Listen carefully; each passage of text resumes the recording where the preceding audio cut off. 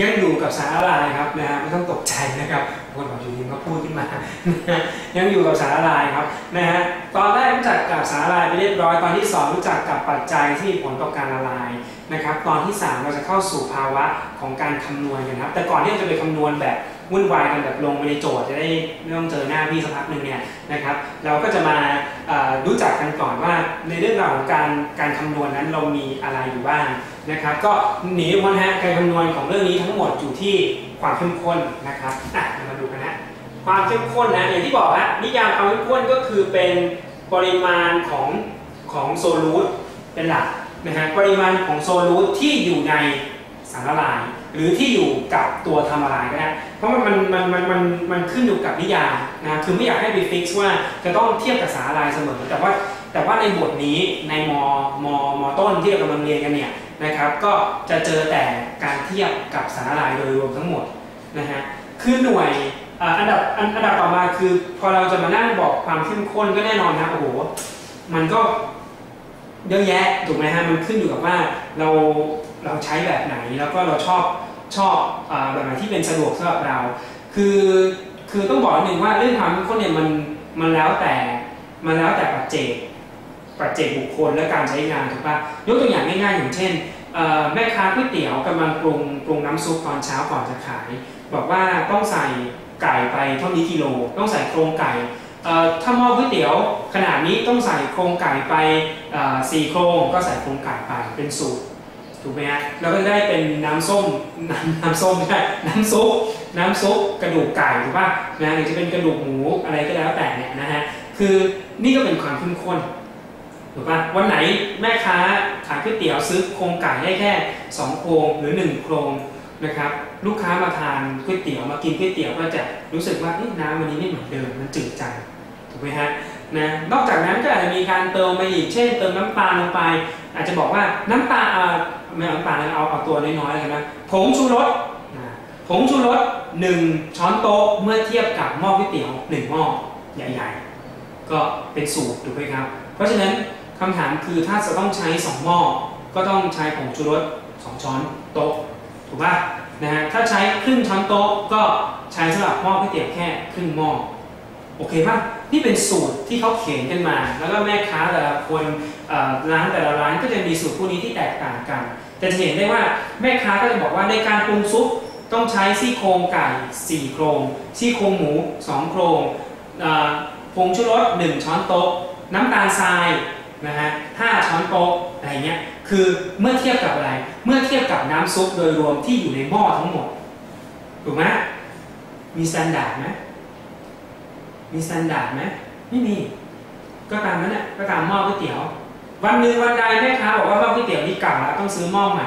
สัดส่วนนี้เปลี่ยนไหมฮะต้องเปลี่ยนถูกป่ะจะถามแม่ค้าเปลี่ยนป่ะแม่ค้าไม่เปลี่ยนครับแม่ค้าก็ใช้เหมือนเดิมถูกไหมฮะแล้วก็อิงว่าอันนี้ไปเพราะถ้าเราจะคิดให้ละเอียดหน่อยนึงหน่วยนี้มันแวรี่เลยฮะร้านน้ำปั่นก็เป็นเหมือนกันร้านทำไอติมก็เหมือนกันถูกป่ะทุกอย่างมีความเข้มข้นในตัวมันเองหมดเราไม่มีคือเขาเรียกว่าอะไรไม่มีหน่วยที่สามารถใช้ได้กับทุกคนถูกไหมฮะนะไม่มีหน่วยที่เป็นสแตนดาร์ดที่ใช้ได้กับทุกอาชีพทั้งหมดไม่มีแต่จริงๆมันมีถูกป่ะมันมีแต่ไม่มีใครเรียนโอเคไหมฮะยกเว้นพวกเราแหละมันมีพวกเราเนี่ยนะฮะเพราะฉะนั้นนักเคมีบอกว่าจริงๆพวกนี้มันมีหมดแหละจะเป็น1 ช้อนโต๊ะในหม้อก๋วยเตี๋ยวก็มีนะฮะจะเป็นจำนวนของไซรัปน้ำส้มเพื่อทำไอติมส้มก็มีนะเพราะฉะนั้นมีหมดเบียร์ไอติมส้มบ้างไม่ได้กินเลยน้ำส้มคั้นก็มีถูกไหมฮะเพราะฉะนั้นการสร้างหน่วยกลางขึ้นมาในที่นี้จึงเป็นเรื่องที่พูดคุยกันอยู่ในวิชาเคมีอยู่ในวิทยาศาสตร์แล้วก็ไปนู่นนะครับอยู่ในโรงงานถูกป่ะตามปัจเจกชาวบ้านก็ใช้เรื่องความเข้มข้นกันหน่วยแตกต่างกันไปก็ไม่ได้ใช้หน่วยเคมีทั้งหมดถูกไหมครับไม่ต้องเรียกว่าไม่ค่อยมีใครใช้ด้วยซ้ำหน่วยเคมีจะถูกใช้ที่ห้องแลบกับที่โรงงานอุตสาหกรรมที่ใช้เพราะต้องการอะไรที่มันแม่นตรงที่มันตามนั้นจริงๆถูกไหมฮะเพราะฉะนั้นหน่วยที่เราใช้ในม.ต้นมีอะไรบ้างว่ามาตัวแรกเปอร์เซ็นต์เขียนคร่าวๆนะ เปอร์เซ็นต์คือหน่วยที่เทียบกับ100นะฮะก็จะมี3หน่วยย่อยถูกไหมฮะก็จะมีเปอร์เซ็นต์โดยน้ำหนักเปอร์เซ็นต์โดยปริมาตรเปอร์เซ็นต์โดยน้ำหนักต่อด้วยปริมาตรก็มีสูตรให้เนาะนะครับก็ไม่ต้องไปซีเรียสเรื่องสูตรนะโอเคป่ะนะก็มีวิธีการจัดการที่ดีกว่าหรือเปล่าไม่รู้ย้ำนิดนึงก่อนที่เราจะเรียนบทนี้นะครับจริงๆแล้วเนี่ยบางคนอาจจะซื้อคอร์สของพี่กิตมาเนี่ยนะครับซื้อคอร์สกับเคมีก้าที่โดยต้องการให้แบบ advance นะฮะแล้วก็อาจจะเคยเรียนมาก่อนอยู่แล้วซึ่งอาจจะมีวิธีการดีๆไม่ว่าเราจะใช้สูตรจะใช้วิธีไหนก็แล้วแต่มันมีใช้สูตรใช้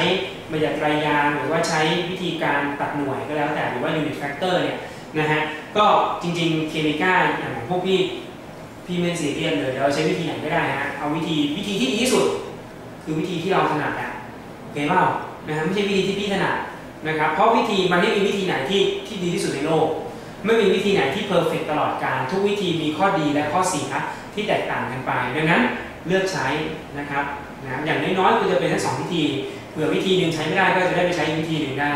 นะครับนะก็จะได้ไม่มีปัญหาเนาะอันนี้ก็เกริ่นไว้ก่อนนะเพราะฉะนั้นตรงนี้อาจจะมีวิธีการมีอะไรมากมายซึ่งอาจจะไม่ตรงใจกับใครหลายคนที่ซื้อคอร์สมาหรือกำลังดูอยู่นะครับไม่ต้องซีเรียสใช้วิธีเราอะคำตอบเรา2คนเท่ากันก็ยกนิ้วให้ก็เยี่ยมแล้วก็เราก็ไปดูข้อต่อไปกันนะโอเคนะครับนี่คือหน่วยเปอร์เซ็นต์นะฮะมอต้นไม่ได้มีแค่นี้มอต้นมีหน่วยอีกใช่ไหมฮะก็มีหน่วย ppm นี่เทียบกับเท่าไหร่เทียบกับ1 ล้านหรือว่าเทียบกับ1 ล้านหรือว่าหน่วยที่ทั่วไปรู้จักกันดีคือมิลลิกรัมต่อลิตรนะฮะแล้วก็อีกอันหนึ่งก็จะเป็น ppb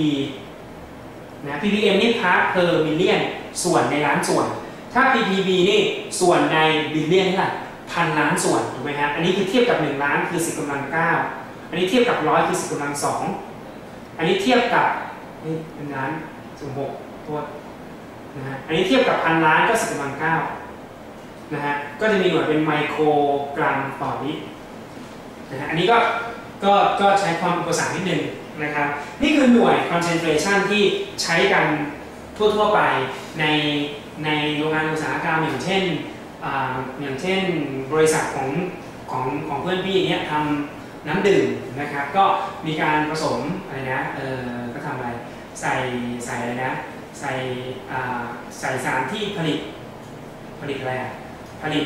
โอโซนมั้งจำไม่ได้นะครับนะหรือว่าไม่ใช่ใส่คลอรีนนะฮะแต่ไม่ได้ใส่ในน้ำดื่มนะใส่คลอรีนเพื่อจะเอาไว้สำหรับการชะล้างเพราะว่าบางทีไปซื้อขวดซื้อฝามาเป็นโสโครกมาใช่ป่ะก็ต้องทำการในการชะด้วยน้ำด้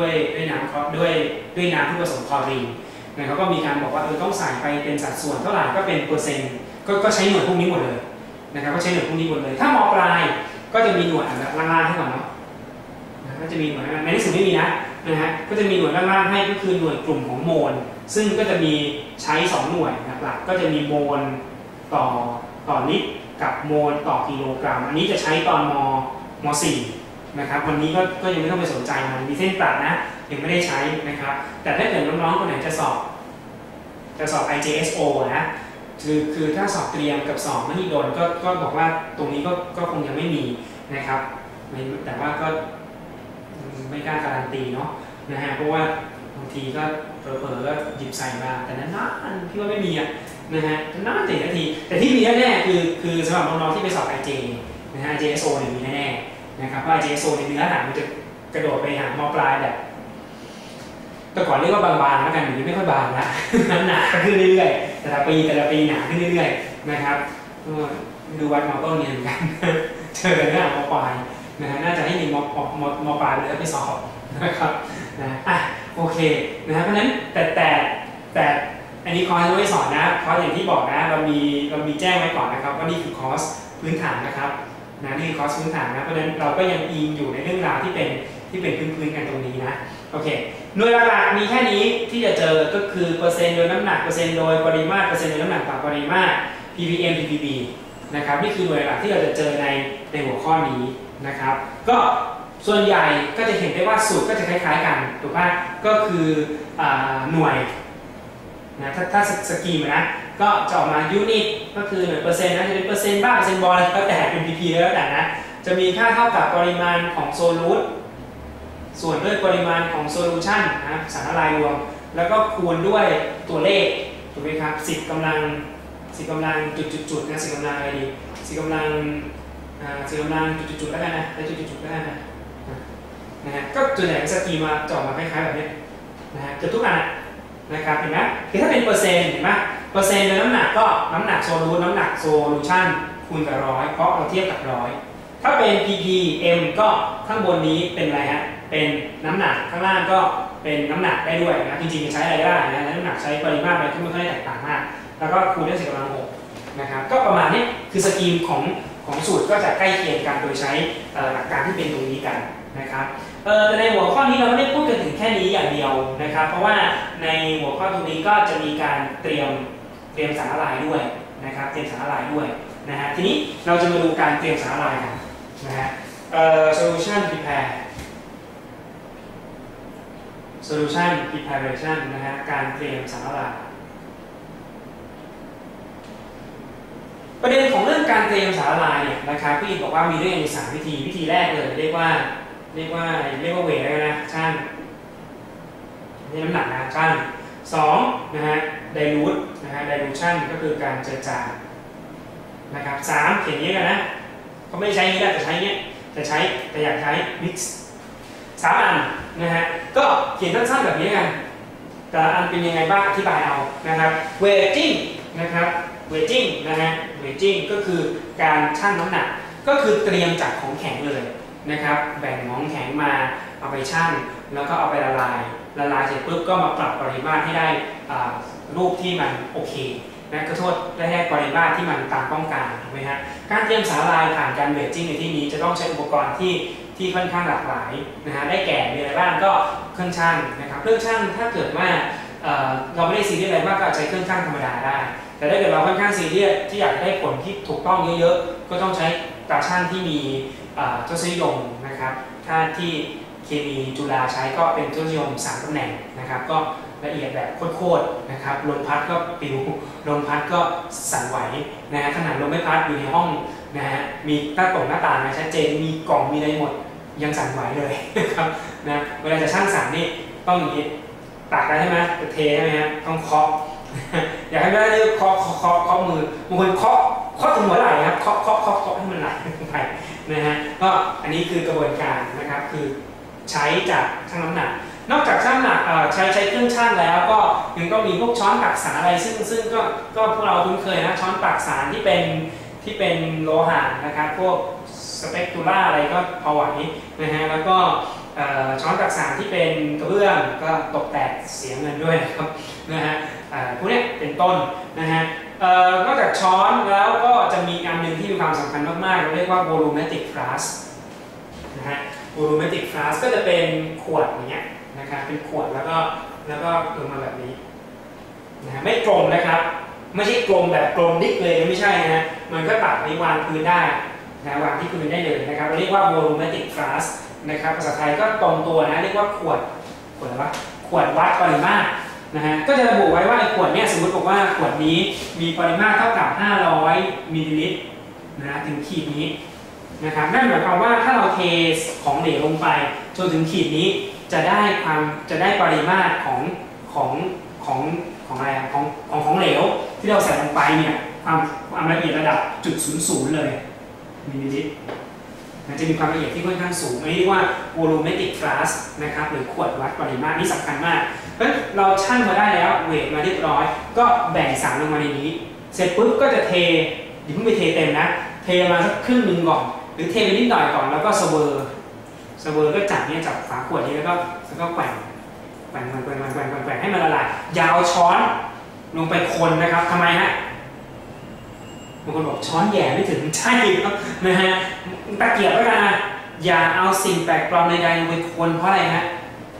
ถูกต้องบางคนบอกว่าเดี๋ยวสิ่งแปลกปลอมลงไปข้างล่างด้วยถูกต้องข้อหนึ่งนะแต่ไม่ใช่เหตุผลหลักที่เราไม่เอาไม่เอาไม้มืออะไรลงไปเขี่ยข้างล่างเพราะว่าเวลาที่หนูดึงออกมาเนี่ยสารละลายหนูมันติดออกมาด้วยทำให้ในนี้มันจะ500.0ไหมฮะไม่ใช่โทษถ้าเรื่องสูงนิดเดี๋ยวเรามาปรับอีกทีหนึ่งถามว่าในนี้เราจะมีเนื้อสารครบถ้วนตามมิชชั่นเปล่ามันหลุดไปกับตะเกียบหนูเมื่อกี้ด้วยบางคนบอกหลุดนิดเดียวไม่ผิดนิดเดียวจะให้มันหลุดทำไมครับใช่ไหมนิดเดียวก็คือผิดนะฮะ มีข้อสอบอยู่10,000 ข้อผิดไปข้อนึงผิดไปนิดเดียวว่าผิดไปนิดเดียวแต่ถามว่าผิดไหมผิดถ้าป้องกันไม่ผิดเลยได้ป้องกันไว้ดีกว่าถูกไหมครับเพราะฉะนั้นเราจะไม่เอาสิ่งแปลกปลอมอะไรใส่ลงไปเพื่อไปคนเราจะแกว่งเอานะแกว่งเสร็จปุ๊บสังเกตดูละลายหมดเรียบร้อยค่อยเทตัวทำละลายเทโซเวนอาจจะเป็นน้ำเป็นอะไรก็ได้ที่แล้วแต่ที่เราใช้เทลงไปจนกระทั่งถึงจุดตรงนี้นะครับแล้วก็ปิดฝาแล้วก็เสร็จนะปิดฝาไม่ปิดฝาแล้วเสร็จเลยต้องมากุ๊กกิ๊กกันหน่อยนึงนะฮะทำแบบบาร์เทนเดอร์ไม่ต้องโยนนะครับ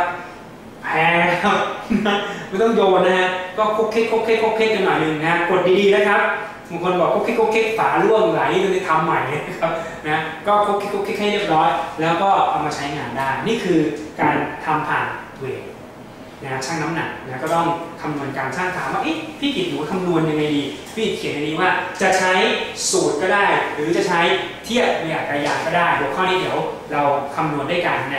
ในตอนถัดไปนะครับโอเคนะฮะวิธีที่2ก็คือการdilution ก็คือการเอาไปเจือจางนะครับเจือจางก็คือบางทีสารที่เราซื้อมาเนี่ยมันละลายแล้วมันไม่ได้อยู่รูปของแข็งคือสารบางชนิดมันอยู่รูปของแข็งไม่ได้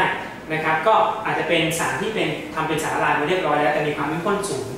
นะครับเราก็จะเอาตรงนั้นเนี่ยมานะเอามาแล้วก็มาแบ่งใส่ลงไปในระบบแล้วก็เทน้ำลงไปนะครับแบบนี้คร่าวๆนะแต่จริงก็ทำอันตรายมากนะครับนะอย่าทำแบบนี้นะฮะอุปกรณ์ที่ต้องใช้ก็เหมือนเดิมนะก็จะต้องมีอุปกรณ์ด้วยกันอยู่ 2-3 ชิ้นตาช่างไม่ได้ใช้แล้วบูรูเมติกฟลาสยังต้องใช้อยู่นะครับแล้วมีตัวนึงที่ต้องใช้เพิ่มก็คืออะไรฮะคือปิเปต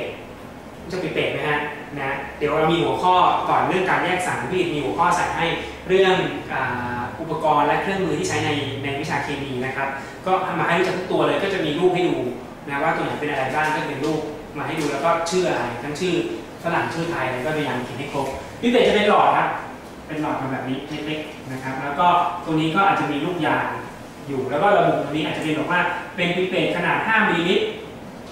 นะก็ดูนะแล้วก็ถ้าของเหลวถึงตรงนี้ก็5 มิลลิลิตรครับนะฮะก็ใช้พิเปตเพราะพิเปตจะได้ความละเอียดเหมือนเดิมเลยก็คือได้ระดับ 5.00 มิลลิลิตรเลยก็คือละเอียดมากนะฮะละเอียดแบบโอ้ยอดเลยฮะจุดนิยม2 ตำแหน่งเลยนะครับก็ใช้พิเปตตัวนี้ดูดขึ้นมานะครับแล้วก็ใส่ลงไปในบูรูเมติกฟลาสนะครับแล้วก็เติมน้ำลงไปให้ได้ตามปริมาตรที่ต้องการนะครับโดยไอเดียตรงนี้เซฟตี้ครับเป็นเรื่องที่มีความสำคัญความปลอดภัยเราจะไม่ทำจากกรดจริงๆทำให้ทำแต่ไม่ได้ทำแบบนี้เมื่อกี้บอกว่าแบ่งมาแล้วก็ใส่ไปในบูรูเมติกฟลาสเลยใช่ไหมฮะแล้วเดี๋ยวดูเทน้ำไปกดโดนน้ำระเบิดตุ้มนะครับน้ำพุ่งฟูไปนะนั่นหนูเอาหน้าไปใกล้หน้าสวยเลยครับนะทำยังไงดีถ้างั้นปกติถ้าเกิดเราจะเจือจางกรดนะครับเราก็จะเทน้ำไม่ก่อนในนี้แล้วค่อยปิเปตมาเท่าไหร่ก็ไม่รู้ตามที่คำนวณได้ปิเปตมาซื้อต้องการ5ก็ปิเปตมา5แล้วก็ใส่ลงไปในน้ำอย่างนี้ไม่ระเบิดคือถ้ากรดใส่ลงไปในน้ำเนี่ยไม่เป็นไรแต่ถ้าเกิดน้ำใส่ไปในกรดมีปัญหาโอเคป่ะคือถ้าน้ำปริมาณน้อยมันจะคืออย่าลืมว่ากรดมันจะคายพลังงานให้น้ำทีนี้ถ้าน้ำมีปริมาณน้อยกว่ากรดเนี่ยมันจะคายอย่างรวดเร็วเลยแล้วมันก็จะเกิดการระเบิดขึ้นมาคือพวยพุ่งขึ้นมานะครับน้ำก็ร้อนด้วยนะมีกรดด้วยนะโอ้โหกระฉูดนะครับแต่ถ้าเกิดว่าเรามีน้ำอยู่เยอะๆพอกรดมันลงในปริมาณน้อยๆเช่นสมมติตรงเนี้ยใส่ไปเกือบ1/4ของขวดมันก็ประมาณ100-200 มิลลิลิตรเนี่ยใส่น้ำไป5 เองมันก็กระจายไม่ใส่กรดไป5 เองมันก็กระจายกันอยู่มันก็ไม่ระเบิดเพราะว่ามันก็สามารถถ่ายเทพลังงานได้อย่างทันท่วงทีนะครับเพราะฉะนั้นการไดลูทถ้ากรดก็ต้องระวังหน่อยนะครับแต่ถ้าเกิดเป็นสารอื่นก็ทำตามที่บอกได้ก็ใส่ลงไปแล้วก็ใส่น้ำตุ้มให้มันได้ตามนี้แล้วก็คนคุกเค้กกันก็โอเคแต่เหมือนเดิมนะคือไม่ใช่ไปใส่ตู้ไม่ถึงเลยนะฮะคือใส่ไปก่อนส่วนหนึ่งแล้วก็ไปสเวอร์เสร็จละลายเริ่มเป็นเนื้อเดียวกันเรียบร้อยก็ค่อยเทน้ำให้มันได้ปริมาณที่ต้องการตามเส้นปิดฝาแล้วก็เอามาคุกเค้กแล้วก็เก็บไว้ใช้งานได้นะครับทีนี้เราดูไอเดียนี้นิดนึงตัวนี้อาจจะมีปัญหานิดนึงก็คือเราจะเห็นได้ว่าในนี้ถ้าในหนังสือพี่ดิบมีสูตรให้ใช่ไหมฮะว่าเราใช้สูตร C1V1 เท่ากับ C2V2 จริงสูตรเนี้ยเป็นสูตรที่ใช้ตอนม.ปลายแต่ว่าไปเปิดหนังสือม.ต้นดูนะคู่มือนะหรือแม้กระทั่งหนังสือเรียนนะหนังสือเรียนบางโรงเรียนนี้แล้วกันเพราะว่าหนังสือสวทมันอาจจะไม่ได้มีนะครับคือ หนังสือคู่มือมีหมดกับทุกเล่มเลยสูตรนี้นะครับทั้งที่จริงๆแล้วสูตรการไดรูทเนี่ยนะครับสามารถใช้เป็นตัวยาหาได้เพราะอะไรเพราะถ้าเราเอา2ขวดมาเทรวมกันใช่ไหมก็คือเหมือนกับแบ่งมาส่วนหนึ่งแบ่งไอ้ขวดเข้มข้นเยอะนะมา5 มิลลิลิตรมาใส่ขวดใหม่ที่มีปริมาตรรวมใหม่เป็น500อย่างเงี้ยมันก็เหมือนกับเอา2ขวดที่มาเทรวมกันเพราะฉะนั้นโดยไอเดียคืออะไรโดยไอเดียก็คือเนื้อของ2ระบบเนี้ยเท่าเดิมป่ะเท่าเดิมถูกป่ะนึกง่ายๆบางคนบอกไม่เห็นจะเท่าเลยจะเท่าได้ไงเนื้อนะครับเนื้อสารเนี่ยเท่าเดิมนะพี่ยกตัวอย่างให้ฟังพี่ชงโอวัลตินมาใส่น้ำใส่นมใส่น้ำตาลเรียบร้อยแล้วโอ้โหหวานเจี๊ยบเลยโอ้ยแต่แล้วโอ้ยหวานปวดหัวเลยนะแม่ก็เลยบอกว่าเอาไปใส่น้ำเพิ่มจะได้กินได้นะไม่เททิ้งนะเอาไปใส่น้ำเพิ่มนะบ้านจนนะฮะก็เลยไปใส่กดน้ำร้อนเพิ่มเข้ามากดน้ำร้อนเพิ่มโอ้มาชิมดูเฮ้ยอร่อยนะอันนี้กินได้เลยพี่ซัดหมดแก้วเลยคำถามถ้าพี่ยอมทนกินแบบปวดหัวนั่นน่ะไปหมดแก้วกับพี่อิดเอาไปเจือจางก่อนนะน้ำเพิ่มขึ้นใช่ไหมแล้วกินให้หมดแก้วเลยถามว่าปริมาณน้ำตาลที่พี่อิดได้รับจากโอวัลตินเท่ากันไหมครับเท่ากันไหมเท่ากันนี่แหละคือคอนเซ็ปต์ของการไดรูทนะฮะก็คือหนูจะไปเจือจางยังไงความเข้มข้นหนูจะลดต่ำลงยังไงก็แล้วแต่สิ่งที่อยู่เหมือนเดิมคือเนื้อสารเพราะฉะนั้นพูดได้ง่าย2ระบบนี้คือเนื้อสารของระบบที่1กับเนื้อสารระบบที่2มันเท่ากันและคำถามคือแล้วอะไรที่ไม่เท่าก็แน่นอนปริมาตรไม่เท่าถูกป่ะระบบ1ระบบที่มีเนื้อมาเนื้อเท่าเดิมแต่เราเทน้ำเพิ่มขึ้นเพราะฉะนั้นเนื้อที่กระจายอยู่ในน้ำมันมีปริมาณที่ตัวเนื้อเท่าเดิมแต่ตัวน้ำเพิ่มขึ้นเพราะฉะนั้นความเข้มข้นมันก็เลยลดต่ำลงฟังทันไหมฮะไม่ทันรีวายกลับไปฟังใหม่นะครับไม่เป็นไรพูดให้ใหม่อีกทีหนึ่งนะฮะเนื้อที่ใส่ลงไปทีแรกเท่าเดิมนะฮะคือเท่าเดิมนะสมมติแบ่งมาทีแรกเนื้อมีอยู่10 กรัมตอนแรกมีอยู่10 กรัมในน้ำ100อ่ะต่อมาเติมน้ำอีก900ครับเป็น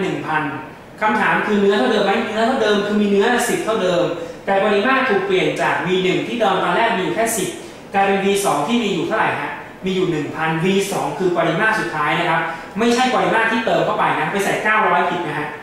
นะใส่ 1,000 นะก็ต้องบวกกับอันเก่าด้วยเพราะฉะนั้นรูปแรกเนี่ยคือ10ใน100นะ C1 เนี่ยแต่ C2 คือ10ที่อยู่ใน 1,000 10ใน100กับ10ใน 1,000 อันไหนน้อยกว่า10ใน 1,000ถูกไหมครับเพราะฉะนั้นเจือจางจะเร่งผลไปในทางเดียวก็คือทำให้ความเข้มข้นเป็นไงฮะลดน้อยลงนะฮะมีผลทำให้ความเข้มข้นนั้นลดน้อยลงนี่แหละคือการเจือจางโอเคไหมแล้วนั่นถามว่าอย่างนั้นผมจะเพิ่มความเข้มข้นได้ไหมทำให้มันเป็น concentration ให้ความเข้มข้นมันเพิ่มขึ้นได้ไหมคำตอบก็คือได้ทำไงฮะเข้าไประเหยน้ำออกจากเดิมมี10 กรัมในโทษ10 กรัมใน100ระเหยน้ำออกสมมติระเหยออกไปให้เหลือ10ก็กลายเป็น10ใน10เข้มข้นขึ้นไหมฮะเข้มข้นขึ้นเห็นไหมแล้วแต่อย่าไปทะเลาะถ้าระเหยออกทุกครั้งนะครับเพราะว่าบางทีเนื้อไปด้วยครับอุณหภูมิมาปุ๊บเนื้อไปด้วยเลยสลายด้านด้วยเลยนะฮะมันก็ต้องเช็คด้วยว่าเนื้อสารของเรามันทนกับอุณหภูมิความร้อนได้มากหรือน้อยขนาดไหนด้วยนะครับไม่ใช่โอ้ยตุ๋นกันซะมันเลยนะฮะยกตัวอย่างถ้านึกไม่ออกก็เมื่อกี้เรื่องโอวัลตินเจือจางเราคุ้นเคยเนาะแต่ว่าถ้าเกิดนึกเรื่องความเข้มข้นที่เพิ่มขึ้นไม่ออกก็ให้นึก MK ได้โฆษณานะฮะMK เห็นไหมตอนแรกเรากินยังไงครับโอ้โหน้ำจืดมากเลยนะโอ้ยจืดจังเลยพอยิ่งกินไปฮะโอ้ยิ่งเค็มขึ้นเรื่อยเค็มขึ้นเรื่อยเค็มขึ้นเรื่อยเติมน้ำลงมาแล้วยังเค็มอยู่ดีเพราะอะไรฮะเพราะน้ำระเหยออกถูกป่ะเพราะฉะนั้นไอ้น้ำซุปเนี่ยที่เขาใส่ลงไปเนี่ยน้ำซุปของ MK มันก็มีอะไรมันก็มีเกลือมีอะไรมีพวกเครื่องปรุงมีอะไรเงี้ยมันก็ปริมาณเท่าเดิมมันไม่ได้ไปไหนนี่ถูกไหมฮะแต่น้ำมันออกไปเรื่อยน้ำมันออกไปน้ำมันพวยพุ่งออกไปเรื่อยมันก็เลยทำให้ปริมาณความเข้มข้นของน้ำซุปเนี่ยมันเข้มข้นมากขึ้นนะครับเรากินเข้าไปก็รู้สึกมีความเค็มมากขึ้นนะครับก็สั่งน้ำมากินมากขึ้นนั่นเองนะครับเพราะฉะนั้น MK ก็เลยชอบขายน้ำแตงโมนะครับมาละ1 แถม 1นะฮะประจำนะครับเป็นต้นนะฮะอันนี้ให้ยกตัวอย่างให้เห็นภาพง่ายๆเนาะอันสุดท้ายที่3นะฮะโอเคไม่ยาวแล้วเดี๋ยวโดนด่านะครับ mix mix คืออะไร mix คือจับมารวมกันนะครับถ้าในนี้พี่อิฐใช้คำว่าการเทรวมก็คือเอามาใส่รวมกันถูกไหมฮะมาใส่รวมกันนะเพราะฉะนั้นจริงๆเนื้อสารเกิดจากอะไรเนื้อสารรวมก็เกิดจากเนื้อสารของระบบที่1บวกกับเนื้อสารระบบที่2บวกกับเนื้อสารระบบที่3บวกไปเรื่อยๆถูกไหมฮะเพราะฉะนั้นพี่อิฐก็เลยได้สมการมาว่า c รวม v รวมเท่ากับ c 1 v 1บวกด้วย c 2 v 2บวกด้วย c 3 v 3บวกไปเรื่อยๆมีกิโลก็ว่าไปในนี้พี่รู้สึกว่าในหนังสือพี่จะใช้เป็น CTVT มั้งใช่ไหมนะฮะใช่ไหมฮะมาดูหน่อยสินะ CTVT หรือเปล่าถ้า CTVT T ก็คือ total นะก็คือรวมนั่นแหละนะครับเหมือนกันนะฮะ C รวม V รวมเท่ากับระบบที่1ระบบที่2ระบบที่3มันบวกกันไปนะฮะจริงๆก็มาจากอะไรมาจากเนื้อสารถูกป่ะนะฮะเนื้อสารสมมติเนื้อชุดแรกมีเนื้ออยู่10เนื้อ2มีอีก10เนื้อ3มีอีก10ก็เป็น30ในไหนในปริมาตรรวมคือ V1 V2 V3 บวกกัน V รวมคือ V1 V2 V3 บวกกันโอเคไหมนะฮะเขียนไว้นิดหน่อยนึงนะเนาะ V รวมเท่ากับ V1 บวกด้วย V2 บวกด้วย V3 แต่ C ไม่ใช่นะฮะ C รวมไม่ใช่เอา C1 C2 C3 บวกกันนะไม่ใช่นะครับก็ต้องคิดผ่าน V ทีนะครับเพราะฉะนั้นอันนี้คือ V รวมนะครับเพราะฉะนั้นเนื้อมีสมมติว่าแต่ละขวดมีอยู่เนื้ออยู่อย่างละ10ก็เป็น30ที่อยู่ใน V1 บวก V2 บวก V3 มันก็จะกลายเป็นความเข้มข้นใหม่ที่เกิดขึ้นการ mix หรือการเทรวมเนี่ยอาจจะไม่ใช่วิธีการเตรียมสารละลาย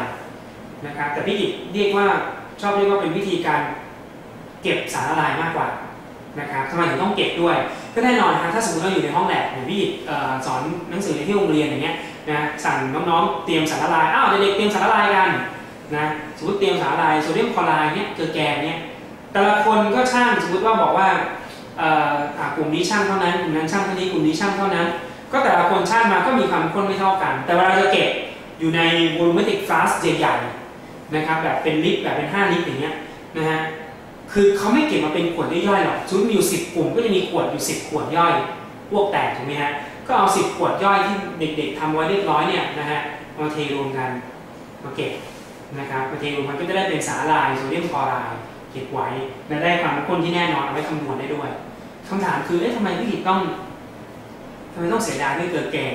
คือถ้าเป็นเกลือแกงไม่เสียดายนะที่บอกให้เด็กเททิ้งเลยอย่างนี้เลยก็ได้นะครับแต่อย่าลืมว่าโดยกระบวนการในทางเคมีแล้วบางสารบางชนิดสั่งซื้อมาราคาสูงมากบางอันต้องสั่งซื้อจากต่างประเทศบางอันกว่าจะส่งมาต้องผ่านทางเรือนะครับใช้เวลานาน2 เดือน 3 เดือนได้รับนะครับแพงมากนะสารบางชนิดเพราะฉะนั้นถ้าเราจะมาทำทิ้งทำขว้างทำเสร็จทุกครั้งมาทิ้งทุกครั้งก็คงจะไม่ได้นะครับกระบวนการ mix ก็เลยเป็นการเก็บสารละลายที่ราคาสูงๆนะครับเอาไว้ใช้งานต่อไปนั่นเองนะครับเพราะฉะนั้นอันนี้คือการเตรียมสารละลายได้กันทั้ง3 วิธีนะครับซึ่งถ้าเกิดน้องๆเรียนม.ปลายนะฮะ3 วิธีนี้ก็ตามกลับมาอีกทีนึงแหละแต่ว่าหน่วยจะเปลี่ยนออกไปหน่วยก็จะไปใช้พวกหน่วยโมลตรงนี้ที่โมลไว้เบื้องต้นมากขึ้นนะครับแต่ตอนนี้ม.ต้นไม่มีหน่วยโมลกันเราก็ยุ่งกับเปอร์เซ็นต์ยุ่งกับ ppm ppb กันเป็นหลักนะครับแต่เห็นบางข้อมี ppt นะครับเปอร์เซ็นต์นะฮะถึงเรียกมันเท่าไหร่10,000 ล้านป่ะไม่แน่ใจนะครับโอเคนี่คือความเข้มข้นตรงนี้ความเข้มข้นนี่คือการเตรียมสารละลายและนี่คือทั้งหมดของหัวข้อนี้ครับใช้เวลานานไปนิดนึงนะฮะเดี๋ยวเราจะลงไปดูที่โจทย์กันนะครับไปดูที่ตัวอย่างกันที่เตรียมตัวอย่างหลากหลายวิธีหลากหลายแบบมาให้ดูครับว่าเราจะคำนวณยังไงดีมีทั้งใช้สูตรได้ใช้สูตรไม่ได้มีทั้งใช้ปฏิกิริยามีทั้งมีทั้งการเตรียมสารละลายมีทั้งเรื่องราวของความเข้มข้นเยอะไปหมดนะฮะ